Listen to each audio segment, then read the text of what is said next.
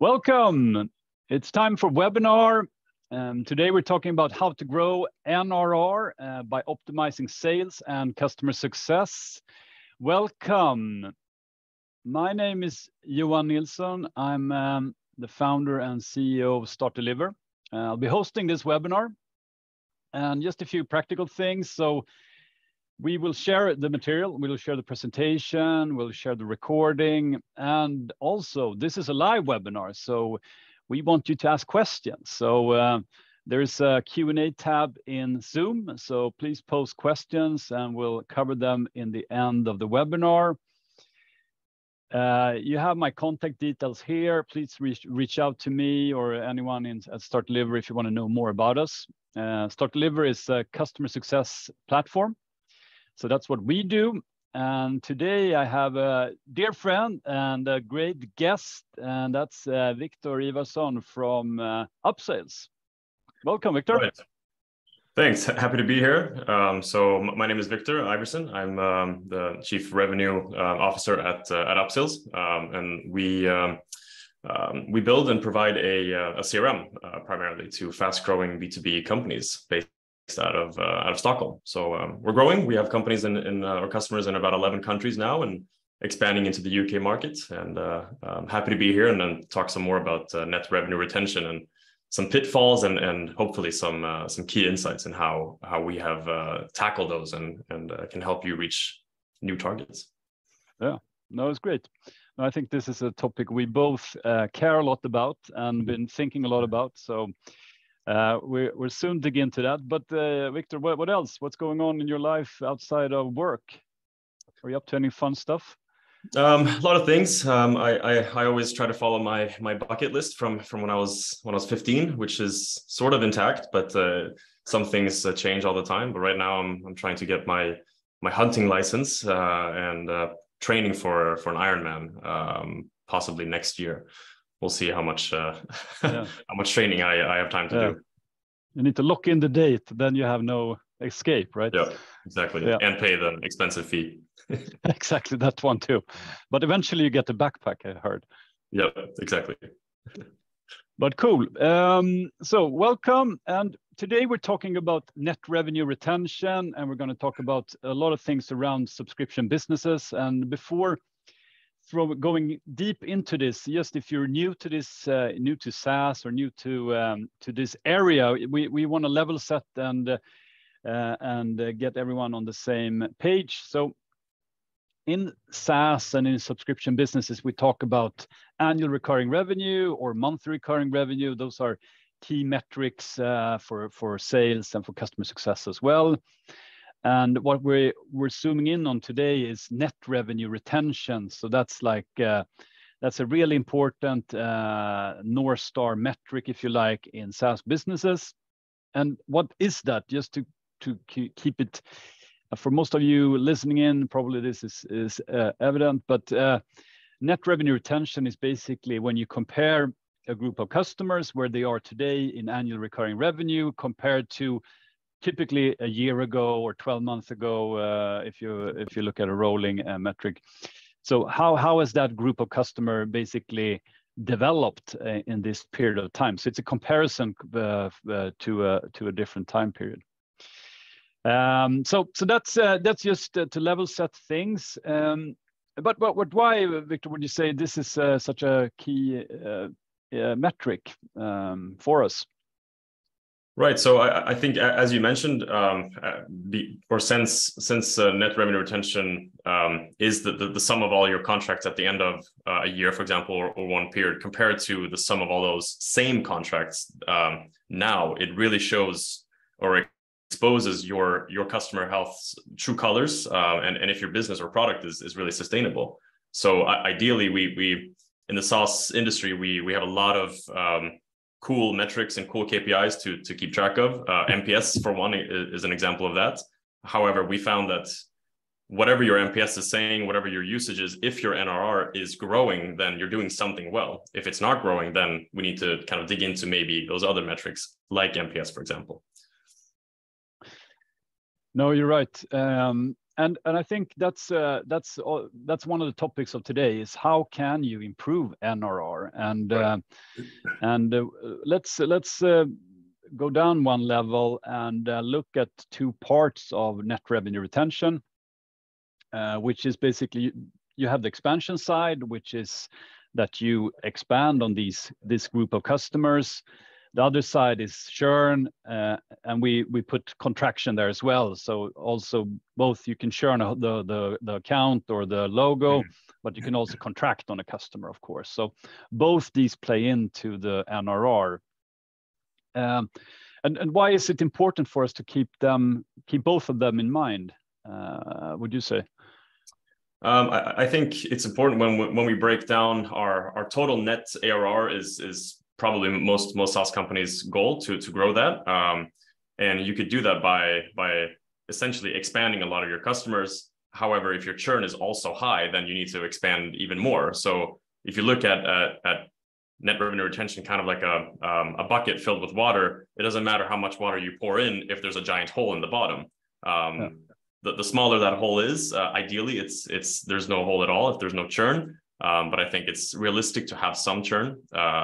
You don't have to sell as much, so it's not as difficult to reach the same level with a lower impact, I guess. Yeah. No, I think that's an important point, and I think sometimes we if you have a hole in the bucket, you focus a lot on that hole, and of course you can do a lot to limit that hole, or prevent as much churn as possible. I mean, that's really important, of course. But expansion is also really important to have a really good net revenue retention. Of course, that makes sense. Even if you have zero churn, if you have zero expansion, you won't go above 100. Right. And that's we wanted also to share some like statistics here, because everybody, and this can be very different, of course, between segments, between what type of product you have, what type of market you target, if you're enterprise or if you're small, medium-sized, or if you're like self-service, product-led growth type of company. You can have very different numbers here, but it's still interesting to a little bit identify where are we on the scale here. So this is what we're looking at now is a study from the US. It's a global study, but it's made by a consultancy firm in the US. They looked at 350 SaaS businesses where they found that the median NRR is at 102%. But you can see the variances there. So some are on really high levels and some are on really low levels. And I think that's it's a really first step to look at where are we, and then what we go into today is also how can we improve from here. And just for as a wide, the power in this metric is also that if you have like 125% net revenue retention, you will basically double your company within 3 years without any new customers, any new customers coming in. Right. So if you're in the upper levels of this chart, that's a huge impact on your business, of course. Yeah, it really is. But today we're focusing in. There's so many things that have an impact on this. But what we're going to look into today, and what we both have been working a lot on, is how sales and customer success work together, and how you can optimize things between sales and customer success to really improve net revenue retention. And maybe we should start by just talking a little bit around what can go wrong when we haven't optimized between sales and customer success. What can happen here? A lot of things can happen, I think, is the short answer. Yes. But so in any subscription-based or recurring revenue-based business model, you have most likely a strategy to bring new customers in, and that's probably where a lot of companies tend to kind of stop that strategy, or they don't think of what's next. We have a recurring business. We want this customer to stay with us, hopefully forever. We want them to grow with us, and we want them to recommend us to others. So there should be ideally a strategy. What happens after they've signed? That's when the real customer success work begins. So I think we try to identify when we do have churn, what types of customers are those? What happened? What went wrong? Why are they churning? What can we learn from that? And ideally say churn starts in new sales. And that doesn't mean it's a new sales fault. It's not an individual rep's fault or anything like that. But if we bring in the right type of customer that will stay with us and expand with us and recommend us to others, we'll have a higher net revenue retention. We'll have a lower churn. We'll have happier customers, and it's a lot more fun to work with that type of business. Yeah. No, I think it's very common, especially when you're a new company. I mean, you have to focus on sales in the beginning when you start a company and you want to grow and you want to get customers, basically. So acquisition is your main focus. But after a while, if you don't move the focus to what happens after the first deal, you can cause a lot of problems. And I mean, if you have, I've seen this, and I had experience of this myself, that we had all the focus on closing new customers, basically, and that led to us closing the wrong type of customers. Even having sales reps that didn't care what happened after the deal got signed, right? And I think that's when you set yourself up for real pain and churn. Eventually, and you lose a lot of both. I mean, you lose that customer, but you also lose a lot of effort trying to make them successful as well. Right. So when things are not working, I think that it's partly what we as management, if we only focus on one part, could be one issue. Also having sales and customer success working better together, having a good handover, those are things, or bad handover. I mean, that can really set you up for churn and for a really bad experience with that customer as well.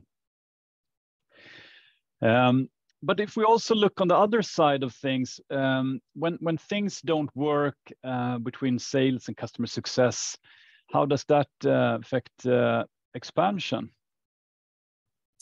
Right. So that's the upside, or potentially the lost revenue. So we found that when we did sometimes, we're also human, of course, do a rather poor handover, or maybe there wasn't a handover, we had a different strategy. We found that we're leaving a lot of revenue, a lot of expansion revenue on the table. Typically, a customer will ideally buy a vision from us. They're not necessarily buying just a product. Of course, we do sell a CRM and with a lot of different add-ons and features, but it's a vision to help that customer grow. That same person, if that person disappears from the coming years right after I signed, then I'm going to have to recreate that sort of vision and find a new connection with someone else within the organization. So we found that there's a lot of potential that we're leaving kind of up to chance, instead of grabbing that right after the customer signs and put them on a plan to help them grow, which enables us to grow essentially. Yeah, and I think also it's about having what perspective do we have here? Is it all about closing the biggest deal possible initially, or are we looking more how this customer can grow year 1, year 2, year 3, and so on? Right. So also here I've seen a lot of times you can have a sales close overselling a customer. Maybe they don't need a full package. They don't need all the add-ons, the biggest plan available. And maybe that's good for that person because then they get a big commission, right? But that customer will not use all these things that you put into the first year, and they might have been a happy customer with a smaller part, but now they're disappointed, unhappy, unsuccessful customer with what was sold in the first place. And that's of course a big difference from doing managing that in the right way in the beginning. So there's also a lot of things that can go wrong when you don't have optimized the customer success and the sales from an expansion point of view as well. And we'll get back to that as well, because this has also a lot to do with how your pricing and plans work, and how your commission works. So we'll get back to that as well. But first, another thing I think that really is key here is to talk a little bit about how do we work with ideal customer profile, or what type of customers what customers should we bring in? And I know you've been, I mean, you mentioned a little bit about it in the beginning here, but from an what is an ideal customer profile, and how have you been working with that at Upsales?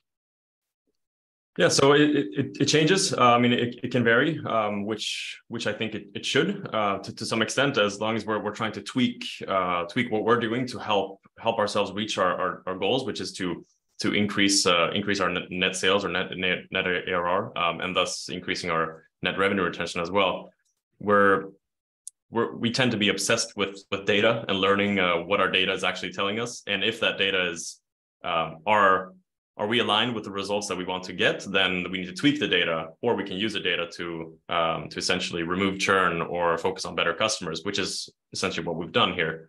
So at Upsales, we help fast-growing B2B companies who need to find new prospects, win more deals, and or expand or close more deals on their existing customers. So for us, an ideal customer profile is just that, fast-growing companies where sales is a huge focus. There are other fast-growing businesses who tend to focus their strategy on, let's say, marketing, for example, which is great, where we might not be the best fit for that type of customer. However, fast-growing, where sales is the key to really expanding your revenue, then we tend to be a really good fit.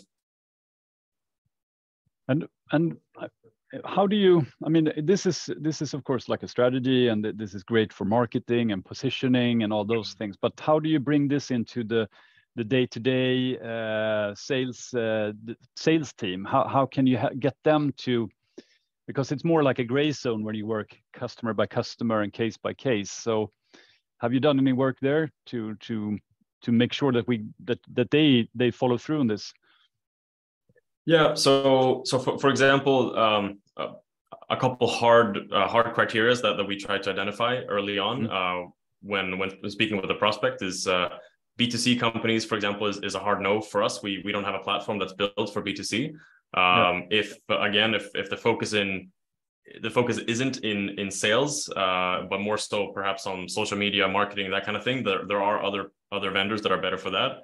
And I think the easy answer is communication, and bring up cases where here's where something went wrong. Let's blow this up and actually educate everybody. Versus this is where something went really well, and customer testimonial, or it could be an internal case, for example. So we really share that knowledge with everyone. Yeah, no, I think I think sometimes it's ideal customer profile is great for a lot of things, but for like coaching the sales team, it's almost like it's better to find some like disqualifications, so you can be clearer on that. And I think another part to that also we could touch a little bit on is also to like, I mean, it's a cousin, if you like, to the bad fit customer. Is a customer with no success potential, and I know you look at that as well.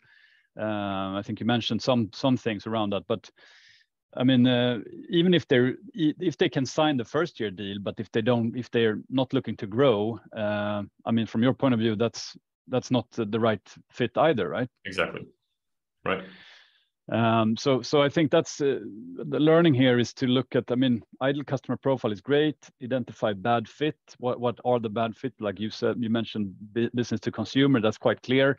Maybe there's a few other areas you can clarify, but then also look at success potential. And I think this is also where it fits very much into customer success. Because even if they sign the first deal, but if they don't have a success potential that they can continue to grow with you, I mean, that's going to be a hard case for customer success going forward as well. So ideal customer profile, identifying what customers we should not sell to. The other part here is to get the team, this handover and this transition from signing the deal to becoming a customer using the tool platform. And I know you've been reworking that part and how you organize around that. I think that's really interesting, Victor. Maybe you can share a little bit how you how you do that today at Upsales? Sure. So we try to set up an organization that really where different teams, a team of teams, are essentially specialized in certain areas without becoming inefficient or ineffective. For us, our account executives or our sales reps, they'll bring in a new customer. We have a dedicated onboarding team that helps those customers get going, get configured, perhaps move data from a different CRM into Upsales, but also train with workshops and offer some sort of value of how other customers in their industry or like-minded customers work in Upsales today. But then the one thing that we changed recently, about a year ago, was that the same sales rep who brought in that customer will keep that customer for at least the first year, which creates sort of a natural incentive. There's a commission structure based around that as well. Sorry. So if that same customer expands within that first year, that sales rep will get to allocate that towards his or her quota and thus commission. But same thing if it goes south. If that customer churns, if it's a bad fit customer, then that sales rep will have to pour more water into that bucket, so to speak. Yeah, I think this is really interesting. I would say most have a setup where sales basically do the handover and then onboarding starts and customer success take over. So the account executive or the account manager keeps the customer for the first year. Then the handover takes place basically. Yep. So when they're fully up, implemented and up and running. Yeah, exactly. I mean, I think that's a very interesting thing that you've been leading here. How have there been any pushbacks? How has the team been working with this new structure? So essentially, we look at in this case 3 parties. There's the sales rep, there's the customer, and there's us, the company. It needs to benefit all 3. Otherwise, one is going to suffer, and we can't have that. If one suffers, then all 3 will suffer. So it's been great. Unfortunately, I can't share any exact figures as we're publicly traded, but the customers, I think especially, they love this because as a customer, I'm buying from a person, I'm buying a vision, I'm buying a goal, and I can keep working with that same person to reach our common goal together. The sales rep loves it as they know that if I bring in the right type of customer and they buy something the next month, it's not going to go to some CSM who just happened to get a free expansion. It's going to be on my account, and it helps us, the company, because we're incentivizing bringing in the right type of customer who will stay with us for at least more than a year, and they will expand with us during that year, and then they can move on to a customer success management team. And during this first year, from a customer success point of view, how do you make sure that the account manager doesn't drop the ball on the customer and it goes south during this period, even though they have a commission? Maybe they will still be chasing new customers, I guess. Right. Yeah, definitely. So they'll still work on customer acquisition and bring in new accounts. However, they obviously need to manage the health of their current customer, which to one extent are they expanding? We have a land and expand strategy where we want them to expand within the first year. We also look at usage health data. So we use Start Deliver for our onboarding, but also to look at are our customers using the tools that they've just bought? If they're not, then we know there's going to be a churn risk. However, if they are using them, can we help them optimize those even more so that they're getting more value out of the product and hopefully stay with us, expand with us, and recommend us to others? No, but great. I think really interesting, and that's something to evaluate, I would say, for a lot of us, this way to set it up, and that's really about optimizing. If we touch a little bit, we have some questions coming in, so we'll get to those. But just a few things on pricing and plans, because I think that's also something. Sometimes we talk to companies that want to expand, but they haven't been working on a pricing and plan strategy that supports that. So how do you work with that at Upsales? So we like all types of customers in all shapes and sizes to be able to get going and start with upsells, whether you're a large company with hundreds or even north of 1,000 sales reps. But the same tools should be able to use those same tools if you are for example, startup or an SMB type of customer where you're around 5 sales reps, maybe up to 50. So the way we've done that is to instead of having big bundles or packages for our smaller segments, we'll have a lower threshold for them to become a customer by buying the absolute key features or products that they need in order to ensure their growth. However, after that, you can tack on add-on number 2, 3, 4, 5 in alignment with your goal. Yeah, no, I think that's. I mean, this is something you're never done here. Basically, yeah. you can always do a lot more, and I think this is something that you almost by definition should review on a constant basis, because I mean, you have a roadmap, you develop new things, and pay attention to do we set ourselves up so the customer can keep growing with us. As you mentioned, Victor, I mean, lack of expansion, that's really that's a churn risk. But you need to have that in your pricing and plans as well. Let's summarize, and then we'll get into some really good questions coming in. But what we talked about today is basically how can customer success, how can sales and customer success be optimized to help you grow NRR?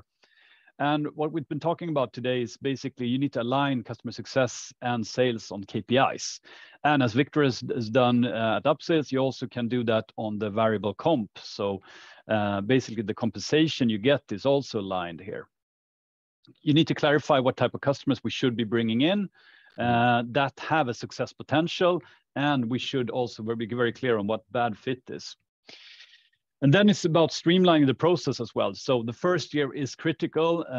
It's critical to get them going. You need to measure that. You need to have an onboarding that works. And then you, Victor, at Upsales, you have now also the sales rep actually doing the first year, being the fronting the customer on the first year.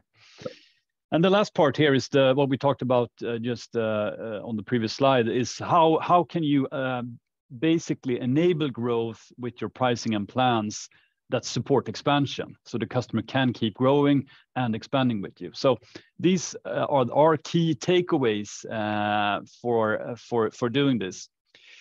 Let's get into some Q&A. So we got a question here on how do you measure the CSM for contributing to NRR? Do you have it by individual, or do you have like a team effort there? Both. So we'd start from the top and look at the entire customer base or company, the company as a whole, and then we try to break that down into. We have 2 teams working with existing customers. We have our CSMs who work with SMB essentially, and we have our key account manager team who works with a little bit bigger or larger accounts.